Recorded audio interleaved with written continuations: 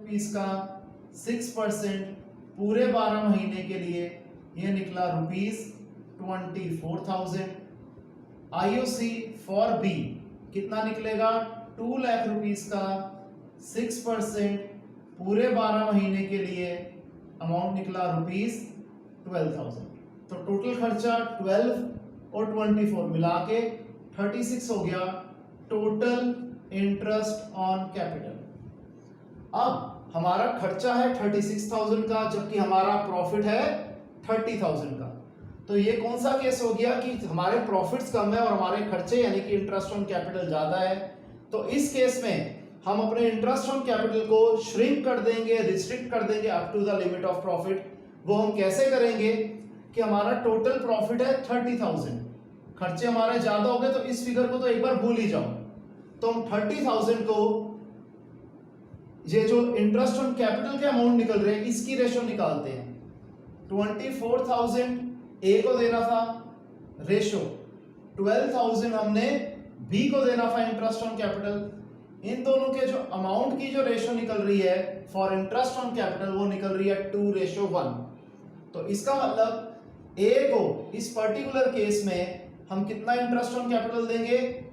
ए का हिस्सा है 2, टोटल हिस्से हैं 3, 2/3 ऑफ 30,000। हम कैलकुलेट करेंगे तो ए को हमने देने हैं 20,000 रुपए। सिमिलरली बी का हिस्सा है 1, टोटल हिस्से हैं 3, और टोटल जो हमने खर्चा कर सकते हैं वो प्रॉफिट जितना ही कर सकते हैं जो कि है 30,000। तो ये आ गया 10,000।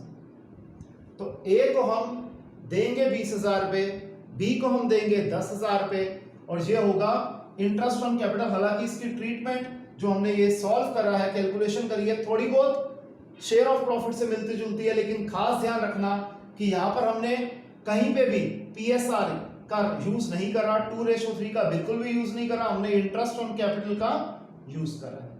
और इस क्वेश्चन में हमें जर्नल एंट्री नहीं करनी थी, इन्होंने कहा था हमें P&L एप्रोप्रिएशन अकाउंट बनाना है, तो हम P&L एप्रोप्रिएशन अकाउंट बनाएंगे।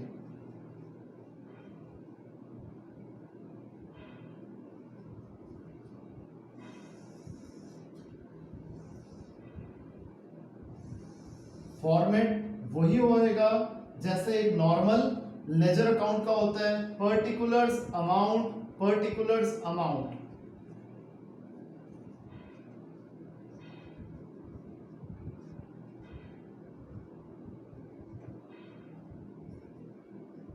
यहां तक आप जरा कॉपी करिए।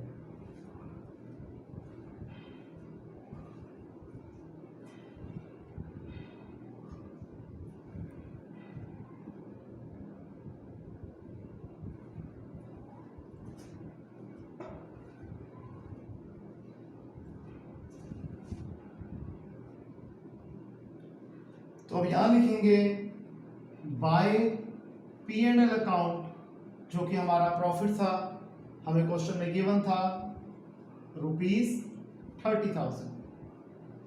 हम लिख देंगे बाय P&L अकाउंट, जो कि हमारा था नेट प्रॉफिट।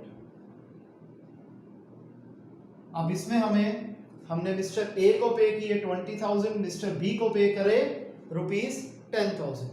तो हम लिखेंगे to A's capital account bracket में IOC, to B's capital account bracket में लिखेंगे आईओसी, और अमाउंट हमने पहले ही कैलकुलेट कर लिए थे 20,000 और 10,000, जो कि हो गए 30,000। ये जो ट्रीटमेंट है ये एकदम करेक्ट ट्रीटमेंट है। कुछ बुक्स में इसे थोड़े दूसरे तरीके से लिखा गया है, लेकिन वो ट्रीटमेंट सही नहीं मानी जाती, सीबीएसई बोर्ड उसे एक्सेप्ट नहीं करता, तो इसी तरीके से हम इसको प्रेजेंट करेंगे। अब हम कर देते हैं केस 2।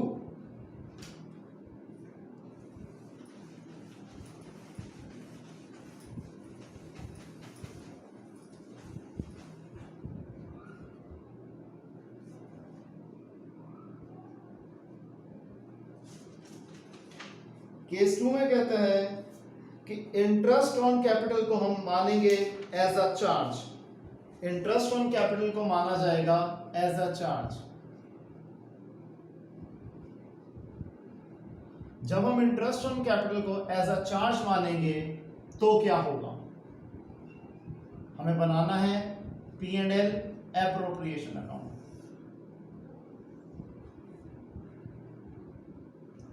सबसे पहली बात कि जब एज अ चार्ज माना जाता है तो हम P&L अकाउंट ही बनाते हैं, P&L एप्रोप्रिएशन अकाउंट नहीं बनाते।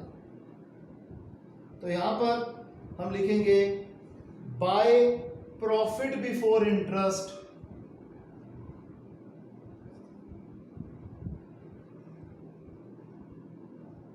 ध्यान रखना यहां पर हम नेट प्रॉफिट नहीं लिख सकते क्योंकि P&L अकाउंट है, it is not P&L appropriation account. तो प्रॉफिट बिफोर इंटरेस्ट था ₹30,000 और हमारा जो खर्चा है, क्योंकि इस बार एज अ चार्ज है तो हमें पूरा खर्चा करना ही करना है, हमें कहीं पे हाथ नहीं रोक सकते। तो हो जाएगा to A's capital account interest on capital, तो 4 लाख का 6% पूरे का पूरा 24,000 आएगा। To B's capital account interest on capital, ये 12,000 पूरे का पूरा आएगा ही आएगा। तो ये हमारा टोटल हो गया 36,000। इस बार डेबिट साइड का टोटल बड़ा है तो हम देखेंगे तो ओवरऑल में 6,000 का लॉस हो गया क्योंकि हमारा प्रॉफिट था 30,000 रुपए का और हमारा खर्चा है 36,000 रुपए का। तो हो जाएगा बाय एस कैपिटल अकाउंट और बाय बीस कैपिटल अकाउंट और ये हो जाएगा SOL यानी कि शेयर ऑफ लॉस, जबकि SOP होता है शेयर ऑफ प्रॉफिट। तो हमारा ये जो 6,000 रुपए है इसको हम 2:3 में करेंगे।